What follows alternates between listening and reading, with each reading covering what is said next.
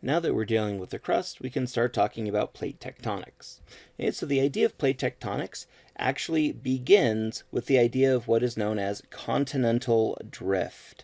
Okay, so this was actually first proposed by Alfred Wegener. Okay, what happened is Wegener noticed several things that suggested that all of the continents as they are today is not how they've always been. Specifically, the continents were once together in a giant supercontinent he referred to as Pangaea, okay, which comes from universal land. Okay, so maybe you've noticed this. I actually remember I was in 8th grade in history class looking at a world map, being really bored at the time because we weren't talking about a war, and noticed that if you take North America and South America, they kind of fit along Europe and Africa. Okay, so, well, I wasn't the first person to notice it, and maybe you've noticed it too. None of us were the first ones to notice it. Okay, this has actually been something that has been pointed out for as far back as I want to say the 1500s with Sir Francis Bacon. Okay, anyway, this has been noticed for a long time. So Wegener also noticed this, but this isn't the only evidence he used. He also looked at fossil evidence. Okay, there are certain types of fossils that appear both in South America and Africa, and even in Antarctica. Okay, well, a lot of these fossils are not marine; they're not ocean-dwelling creatures.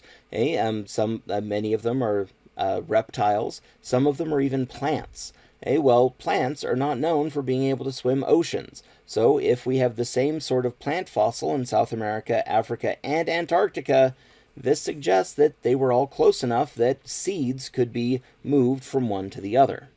He also used matching rock types. Okay, as we look at the border of one continent with the border of another, the types of rocks fit along the edges as we'd expect. He also used structural similarities. Okay, so mountain chains in South America will appear to stretch over and get across into Africa. Okay, he also used paleoclimatic evidence. Okay, so this is evidence of past climates. Okay, so there are certain regions that appear like they were tropical and other regions that appear that they were arid and desert. Okay, well, those regions match across South America and Africa and North America and Europe. Okay, so he used all of this evidence to suggest that all of these continents were once part of a single supercontinent, again, Pangaea.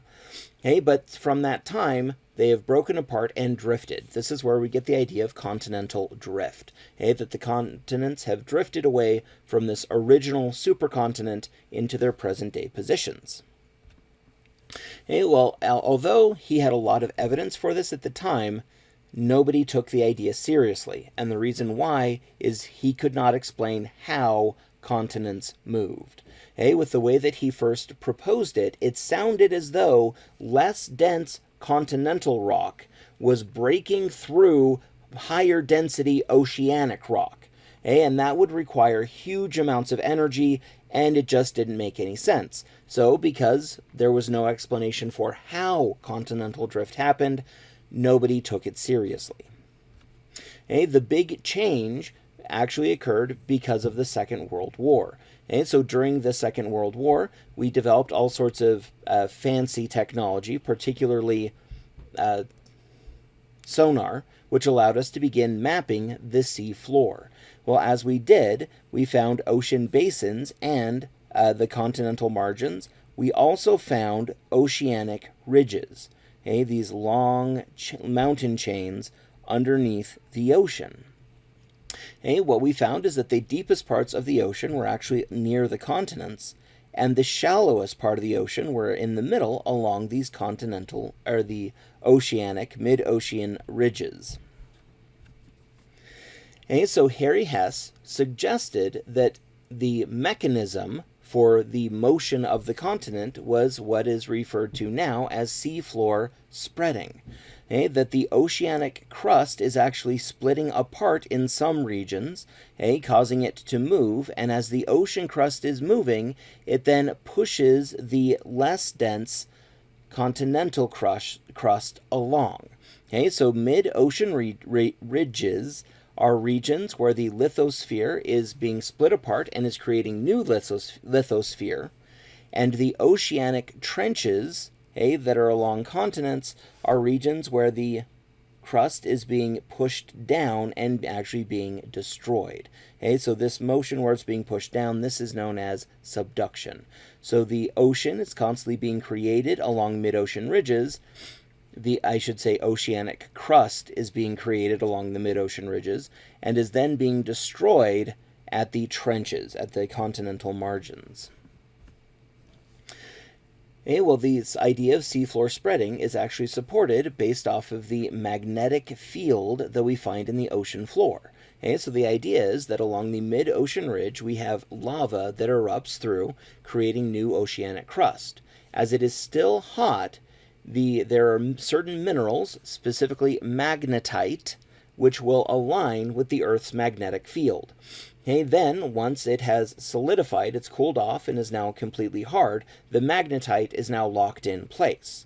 Then the crust splits and new lava flows out and then records the magnetic field for how the magnetic field was positioned. So we keep getting this creation of magnetic field and then split of the crust and then creation and then split and so on.